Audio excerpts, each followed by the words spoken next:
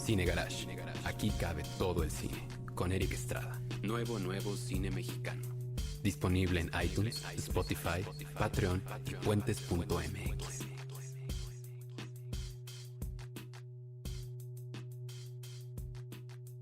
Hola, ¿qué tal? Vámonos al grano porque tenemos que hablar rápidamente de una película que me hizo pensar mucho en su momento. La vi en un festival de Morelia. Estuvo en la sección oficial, ¿verdad, Iván? Sí. Bienvenido, Iván Ávila Dueñas, que vienes a hablar de tu película El peluquero romántico. Claro que sí. Me hizo pensar mucho, te voy a decir por qué. Justo en esos años, era que 2016, 2017. 16 la presentamos. Había una especie de... Sí, ¿no? O 17. 17, perdón. Había una especie de marejada en redes sociales en donde todo mundo decía pues, que lo viejo no importa, que, hombre, la juventud para siempre. Y de repente entras tú al Festival de Morelia y nos cuentas la historia de un hombre mayor que se junta con hombres mayores y que tiene una peluquería y cuentas una historia alrededor de ellos. No sé si tú estabas igual de preocupado que yo y por eso hiciste la película, o de dónde viene todo este asunto de centrarte en una persona mayor para contar una historia como esta. Pues mira, básicamente tiene que ver con una preocupación como mayor. Digo, tú sabes que los procesos de cine son larguísimos, sí, ¿no? Entonces sí, yo vengo haciendo esta película desde antes, escribiéndola, mucho antes. y no sé qué. Pero básicamente tenía que ver con una preocupación con respecto a cómo lo que somos como mexicano, muchas de las cosas que somos como mexicano y de las cosas que valen la pena, están pasando de moda y parecería como que ya no importan. Entonces como que ya nadie ve cine mexicano clásico, y entonces se nos olvida cuál es nuestro precedente. Tenemos un precedente serio y muy bien estructurado en cuanto al cine, y de repente lo dejamos de ver. De repente dejamos de escuchar la música mexicana que valía la pena. De repente dejamos de paso como muchas cosas de la mexicanidad, de la identidad nacional. Dejamos de comprar en la miscelánea y vamos al Oxxo. Claro, y ¿no? dejamos de ir a la peluquería y vamos al barbershop. Ajá. ¿No? Entonces, de repente es como de qué estamos dejando de lado en la mexicanidad, que sí es fundacional, que sí es importante en nuestro imaginario sobre todo, ¿no? Y de repente, pues de eso se trataba este personaje anacrónico, analógico, que vive como un poco como la vida desde una pecera, que es las peluquerías como estos resquicios del pasado que con una vidriera hacia la actualidad. Y entonces tratar de reflexionar un poco sobre eso. Mi personaje está al finales de los 30, o sea, mi personaje tiene 38 años en un momento de pérdida muy fuerte, y como tratando de reencontrarse o restablecer su vida, ¿no? ¿De qué se trata su vida ahora que se le fue el eje, ¿no? Que era su madre. Entonces de repente voltear y ver tu vida emocional y decir, ¿y yo mi vida dónde la había dejado? Ya no me acordaba, ¿no? Que era mi vida. Y tratar de retomarla y de qué hago ahora, ¿no? O sea, ¿por dónde la asumo? Y a mí lo que me llamó la atención es que justo es una persona que tiene, como dices, 38, 39, pero mucha gente ahora está diciendo, es que los 30 son los nuevos 16. Ajá. Tú pudiste haber hecho lo mismo y dices, no, a ver, tiene 38 años 38. y se tiene que portar como una persona Porque de 38. son esas dudas como de década, ¿no? O sea, son esas dudas de finales de los 30, principios de los 40, donde dices, bueno, yo, mi vida, ¿dónde la llevaba? O sea, ¿qué estaba haciendo? Y era un poco como hablar de esas cosas, y también un poco como de fijarse cómo... o sea, ¿dónde andamos como mexicanos con respecto a esos gustos, ¿no? Y a mí eso me preocupaba, y quería como hacer una película como muy nostálgica de esos tiempos, y porque yo me siento como muy reflejado como en esa generación, a pesar de que tengo un poquito más, ¿no? Pero como que siento que quería hablar como de esas, ¿qué hay en ese otro mundo que estamos dejando de lado ya, ¿no? Y de qué no, ¿cuáles son los puntos sobre qué queremos ser? O sea, como que ya no nos lo preguntamos, ¿no? O sea, como mexicanos ya no nos lo preguntamos. Está el desastre este país, que de repente dejamos de cuestionarnos y de ponernos un objetivo. Y pues nada, quería como hablar de eso. Hablar de eso. ¿Y cuál sería el objetivo de tu peluquero? Porque yo siento que también la película está como partida en dos, Ajá. ¿no? Hay como dos visiones muy distintas del mismo personaje. Ajá. Entonces, ¿cuál es la idea final de tu peluquero desde la peluquería de aquí hacia lo que le ocurre al final de la película? Como tendría que ver como que en el imaginario del mexicano, ¿qué es la felicidad, no? O dónde representamos la felicidad. Y qué es lo que atoraba a mi personaje para ser feliz. En realidad pues, no lo atora nada más que su idiosincrasia, ¿no? Ujú. Entonces yo lo que quería era sacarlo de contexto y enfrentarlo en el imaginario del mexicano de la felicidad, que tiene mucho que ver con Brasil, ¿no? Ujú. O sea, nosotros creemos que los brasileños son felices Sí, todo el tiempo. tiempo. Y sí son mucho más felices que nosotros por No, una... ahora no sé, les cambió un presidente muy Sí, gacho, pero te siguen entiendo. teniendo el carnaval. Sí, sí, sí. Y eso es una Y gran las ventaja. y las caipiriñas. Y las caipiriñas y las brasileñas, ¿no? Hombre. O sea, que también todo eso, la música, o sea, sí tiene una manera de vivirlo. Pero hay una cosa que me parece como muy importante de tocar, que tiene que ver con la culpa. El mexicano tiene una carga con una culpa religiosa muy fuerte. Ujú. Aunque no sea religioso, de todos modos tenemos esa cultura de Sí, cargar la se losa en palpa, la ¿no? espalda. Y de repente esa imposibilidad de la felicidad pasa mucho como por ahí. Y yo lo que quería era como de repente poner a mi personaje en un país ideal donde de repente, ¿qué pasa que si tu culpa ya no tiene peso? Ujú. ¿A dónde te lleva? Y si de repente te libera como para que te dediques a hacer lo que quieres, Claro. ¿no? Más allá de seguir cortando el pelo. Claro, hablando de la mexicanidad que quieres reflejar y que, bueno, está ahí a final de cuentas, ¿no? No hay nada más mexicano que una peluquería como estas, Ajá. pero al mismo tiempo no hay nada más chilango, ¿no? Pero fíjate que eso se repite mucho en el resto del país. ¿Sí? Yo que soy un clavado de las peluquerías, me gustan mucho. Y tengo, o sea, en este proceso de investigación debo de tener fotografiadas unas 200 peluquerías por el país. Son muy parecidas, De son estos todo el limbos. país. Ajá.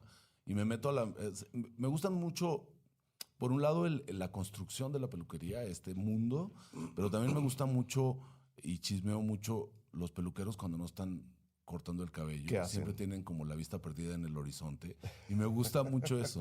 Entonces, pues como que de repente también la película trata sobre qué pasa dentro de la cabeza de un peluquero cuando no está cortando el cabello.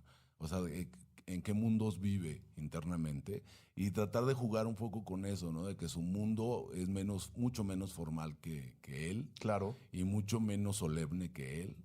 O sea, es más relajado y tiene un mundo idealizado, ¿no? Entonces, de repente decir, a ver, ¿qué es ese mundillo Ujú. en el que él piensa? Porque a mí eso me gusta mucho ver a los peluqueros con la vista perdida en el horizonte y que yo he tomado fotos de peluqueros viendo a la lontananza y no me han visto. Porque su cabeza, quién sabe dónde estaba. Eso me llama mucho la Está más atención. allá. Exacto. Y eso me gusta mucho. Y bueno, también la película habla, porque tendría que contar que la película, si bien esas son mis intenciones, digamos, pues la película no trata de eso, ¿no? Eso es el contexto. Claro, Ese claro, como eso es donde ocurre todo. El envoltorio, ¿no?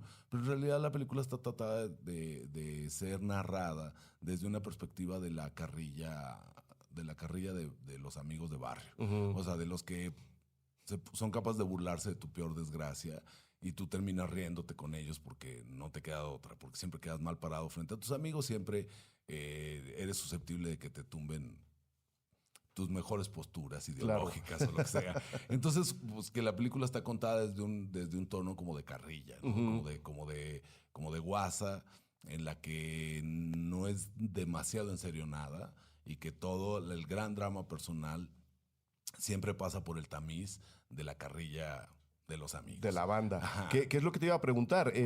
¿Qué tan complicado fue y cómo lo trabajaron desde el guión? Aquí tengo también en los créditos Armando López. Armando López. ¿Cómo claro. trabajan desde el guión el tono que acaba llegando? Justo lo que me Sí. acabas de describir, debe ser, o sea, en papel eso es imposible de describir. Es difícil. Te lo imaginas, pero- la ventaja del humor de Armando, Armando tiene un humor muy ácido. Armando como amigo es uno de esos que te puede dar duro, así, golpe a la rodilla, ¿no? Ujú.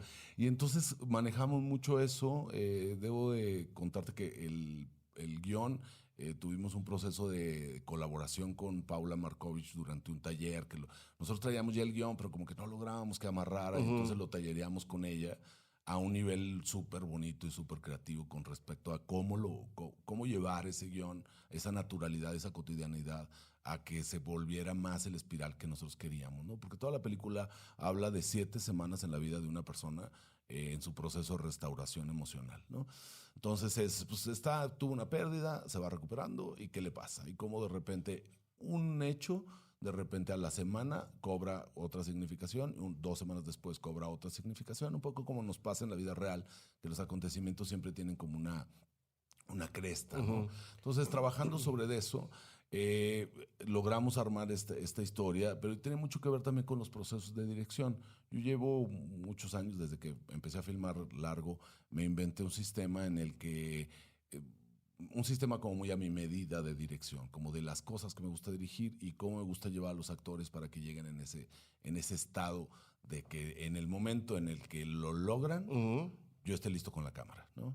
Entonces, trabajo en el guión cerrado para los actores, trabajo en orden cronológico, trabajo de repente los diálogos, como trabajo con gente que viene en esta película, todos los actores tienen una formación teatral seria, o sea, tienen técnica actoral, pues es gente muy entrenada, por ejemplo, en la memorización, o sea, traemos cosas como muy concretas de técnica. Y eso facilita tu método, claro. ¿no? Claro, que yo necesito y de ahí me agarro. Entonces lo que hago es que de alguna manera es una improvisación guiada, que no sé, que de repente puedes manejar.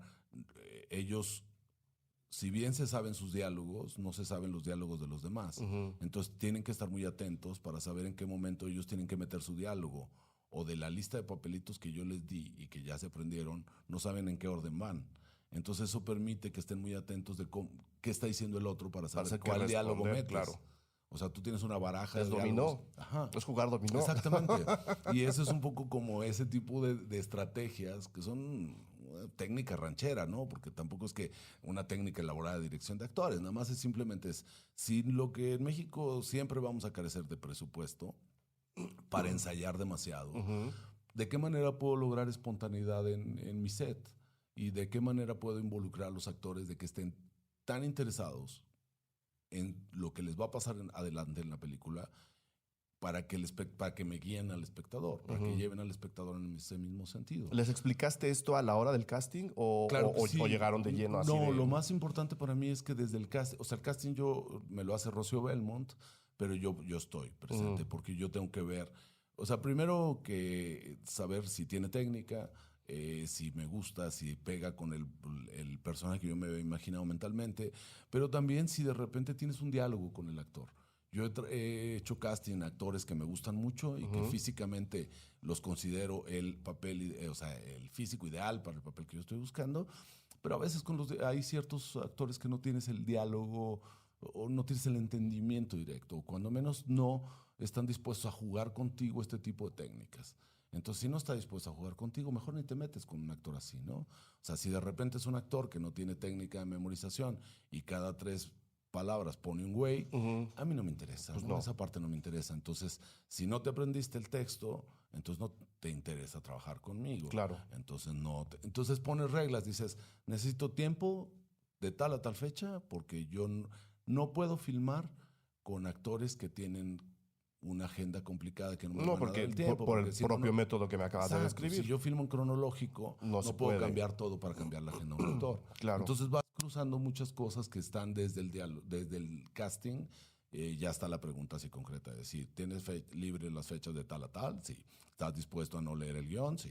Ok. ¿Estás dispuesto a echarte este clavado conmigo y confiar en que va a salir? En que va a salir y que vamos por una ruta bien? Sí. Ok. ¿Vas a ensayar conmigo? Sí. Todo bien. Ok, vamos a trabajar. Que es algo que te iba a decir. La siguiente pregunta sería, ¿estás consciente que este es el camino difícil? Exacto. Porque no es que filmar en la manera tradicional, y estoy entrecomillando, sea más fácil. No. Pero esto lo hace un poco más complicado, ¿no? Claro, necesita una concentración de parte del director total, porque el actor no tiene referente, no tiene guión, no sabe qué va a hacer.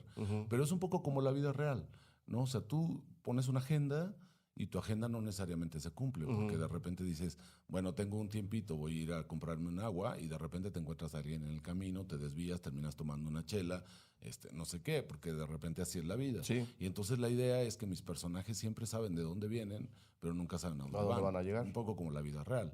Entonces ellos saben que si fulanita de tal habló por teléfono y esto se quedó medio a medias, es muy probable que en la semana la vaya a ver, ¿no? Entonces es como jugar un poco esos. Y eso también implica, dentro del trato con los actores, una inmersión muy honda. En esta película, que es como muy focalizada en el personaje del peluquero, el personaje del peluquero, o sea, el actor del peluquero, se fue a vivir a la casa de la historia y el closet tenía su ropa.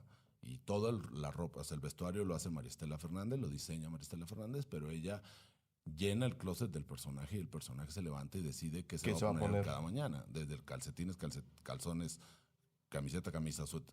¿Lloverá? No lloverá. Me pongo suéter, me llevo chamarrita, ¿no? Entonces, pues vivir ese tipo de perspectiva de personaje hace que cierto tipo de actores se emocionen mucho contigo y estén absolutamente involucrados en la historia contigo durante todo el proceso. Y es vivirla como de una manera muy intensa y juegas a esos juegos, ¿no? Pero implica una concentración absoluta. Porque si tú te pierdes, si tú descuidas a tu actor 5 minutos, se te puede ir una escena, ¿no? Sí, puede amanecer crudo un día. Claro, y así entonces de de fácil, repente ¿no? dices, sí, yo no estaba atento. Ajá. ¿No? Y a la hora de meter el nombre de la película, ¿por qué llevarnos por ese microcamino que no nos predispone, pero sí nos predispone Pues un poco hacia el sí, personaje? ¿no? O sea, es como un chiste interno. Pues no, o sea, porque básicamente... Lo digo para bien, ¿no? Es decir... Básicamente tendría que ver con que... O sea, es el romántico como en la acepción mexicana, ¿no? Sí. O sea, cuando alguien escucha esa música, escucha canciones de amor. Claro. Ve Casi cine bohemio, viejito, así casi bohemio romántico. no sé qué, sí. no sé qué. Entonces, como en ese sentido, es como alguien detenido en un tiempito, ¿no? Alguien pensando también en una concepción del amor muy particular. A lo mejor hasta un poquito Retro, fuera de moda. Fuera de moda. No, lo que te iba a decir, en lugar de llamarse el peluquero analógico, se llama el peluquero romántico. El peluquero romántico, ¿no? Y también se puede hacer, como hay un chiste dentro de la película que uno de los, tirándole carrilla, uno de los amigos le dice el estilista romántico, Sí. ¿no? Para decirle, o sea, un insulto al peluquero de barrio, o sea, es que dijeran estilista, ¿no? Pero pues que un poco la idea es que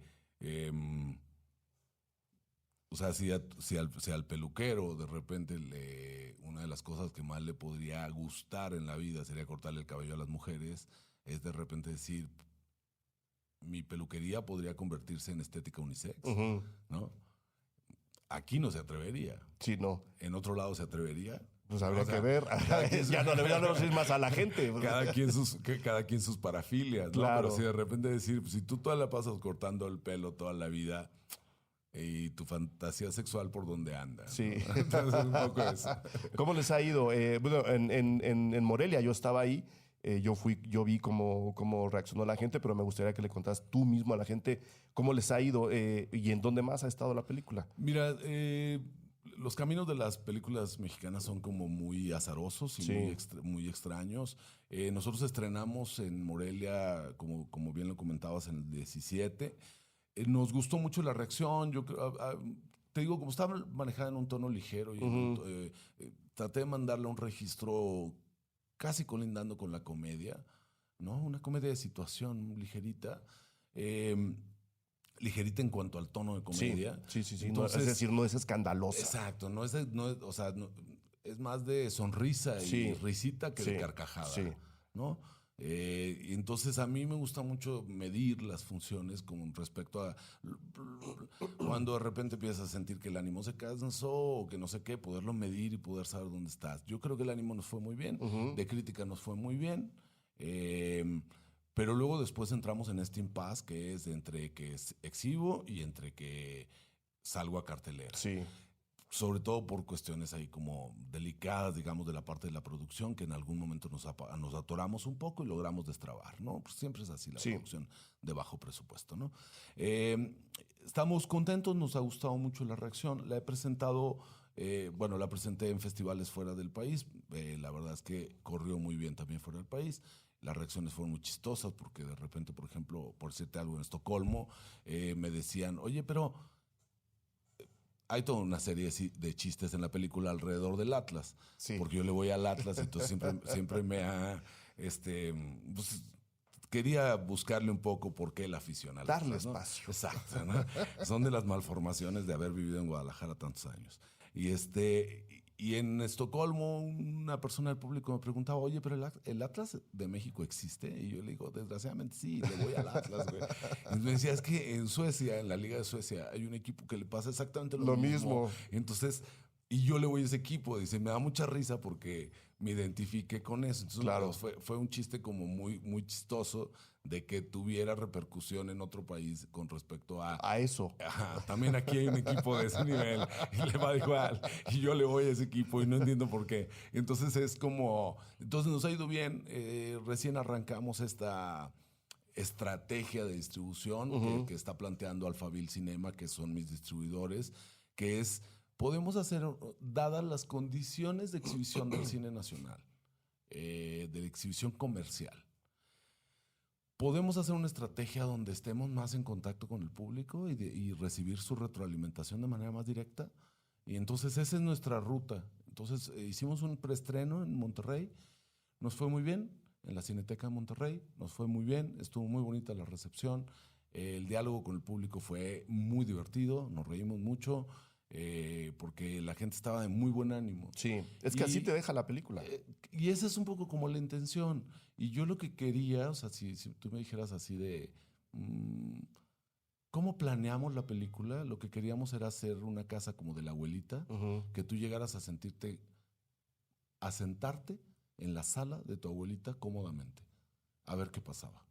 ¿Sabes? De chavillo que o sea, era obligatorio ir a la casa de la tía o del abuelo, y de repente estabas aburridísimo, o sea, no existía la maquinita para jugar o el teléfono para jugar. Entonces, no podías hacer desmadre, no podías tirar ningún plato, tener cuidado con las porcelanas de la tía. Entonces, te sentaban en un sillón, pero estabas cómodo, pero observabas un poco la vida ahí. Queríamos que la película fuera como ese tipo de sala de abuelita donde tú te sintieras cómodo, reconocieras un poco todo.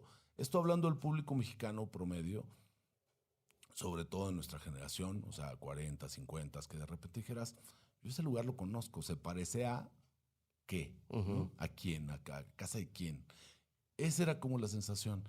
Y muy bonitas las reacciones en Cineteca Nuevo León, porque 2 comentarios de público a la hora de la sesión de preguntas y respuestas fueron en ese sentido, ¿no? De decir, oye, pero es que fíjate que me recordó, no sé qué. Les dije, gracias, porque va por ahí, ¿no? Sentir nostalgia de esas cosas que somos y que a veces dejamos de frecuentar. ¿Quién sabe por qué? ¿No? O sea, ¿quién sabe por qué? Bueno, sí sabemos por qué. Bueno, sí. O sea, si lo analizamos sociológicamente. Sí, hay muchas causas, y todas son tristes. Y todas son tristes y todas son, muchas de esas involuntarias. Sí. Y de repente decir, ¿por qué dejamos de vivir esa música? O sea, sí, esa música está increíble. Y de ver esas películas, y de leer esos libros, y de jugar esos juegos, claro, ¿no? Y de hacer esas referencias, de decir, ¿qué pasa si, o sea, simplemente, dramáticamente, qué pasa si ahorita a un personaje de una película le quitas el celular? ¿Cuánta información deja de haber? Y esa comunicación, entrecomillado también, que existe a través de ese medio, ¿con qué la sustituyes? Eso implica trato humano.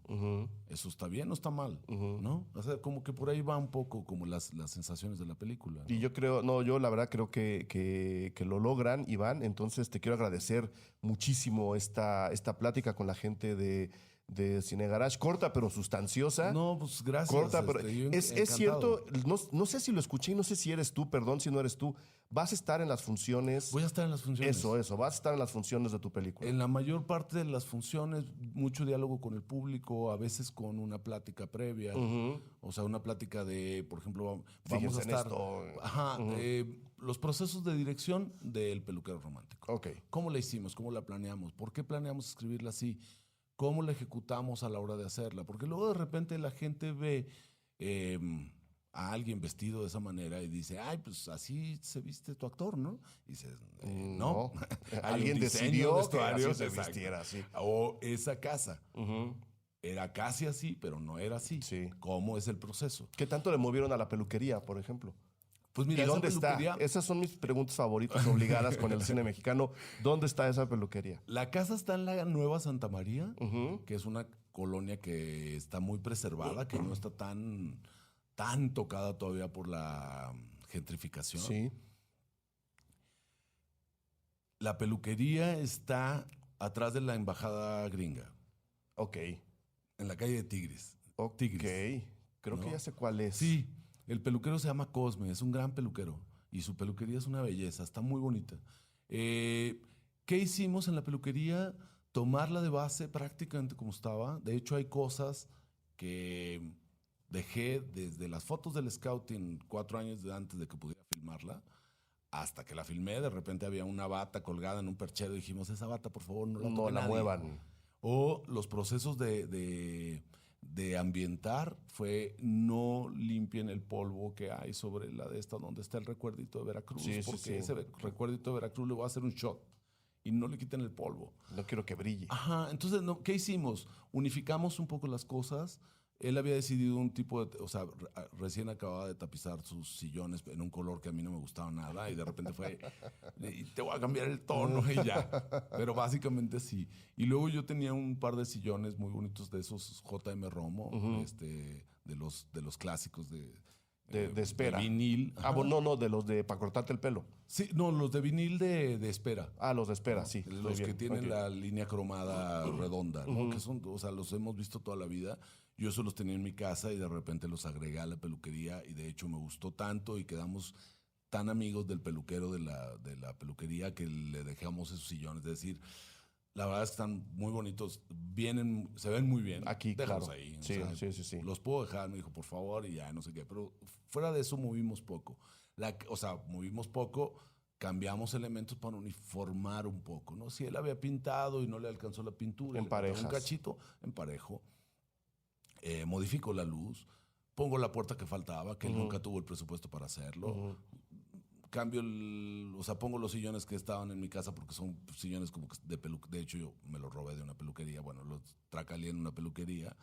Ese tipo de elementos los agregas y dices, pues eso tiene ese universo que está completo, ¿no? Claro. Y la casa igual, ¿no? O sea, siempre trabajamos a partir de una cierta estructura y con eso retocas y de repente dices, la cocina no me la muevan, quiten el microondas, quiten esto, quiten lo otro y ya. O cámbiame el color de la pared porque es lo único que no saca. Que no encaja, o sí. si hay que modificar la sala completa o ese tipo de cosas, ¿no? Muy bien, pues yo creo que quedó muy bien, Iván. Muchas felicidades Muchísimas gracias, muchas gracias. por la película. Va a ir estrenando, me imagino, de manera escalonada en México. Empezamos en Cineteca Nacional el 21 este viernes 21 de sí, junio. Paralelamente vamos a empezar, tenemos estreno paralelo en Cineteca Zacatecas, el 21 de junio también. De hecho, yo voy para allá. Tenemos una plática con el público a las 5 de la tarde y la función es a las 6 de la tarde. Y luego iremos viajando por el país un poco. Tenemos confirmados hasta ahorita Querétaro, Tijuana, Guadalajara, Oaxaca. Probablemente se sume Mérida. Estamos buscando Mérida y Durango, estamos como en los últimos procesos, como para tratar de amarrar. Y un poco la idea es eso, ir y sentarte con la gente, claro, a ver qué escuchan, a ver qué están viendo de dialogar, tu película, ¿no? Pasar y decir, miren, esta película se hace así. O sea, yo no sé si está bien o está mal. Pero se hace yo las hago así. Dime qué entendiste, dime qué viste, qué sentiste. Diálogo y retroalimentación directa, ¿no? De decir, ir a atender al público. Si somos un público de nicho, hay que cuidar el nicho. Claro. Y llevarles información de primera mano y dialogar con ellos y escucharlos y intentar negarnos contra la invisibilidad, ¿no? Exactamente. O sea, si el gran problema del cine mexicano ahorita es que si por ellos fuera deberíamos de ser invisibles y nosotros decimos que no, ¿cómo le hacemos para no? Este es un paso. Eso es un paso. Me parece estupendo. Yo propongo esta y por ahí vamos. Me parece estupendo, Iván. Muchísima suerte con la película. Muchas felicidades. Muchas gracias. Y nos encontraremos por aquí. Claro que sí. Gracias. Cine Garage.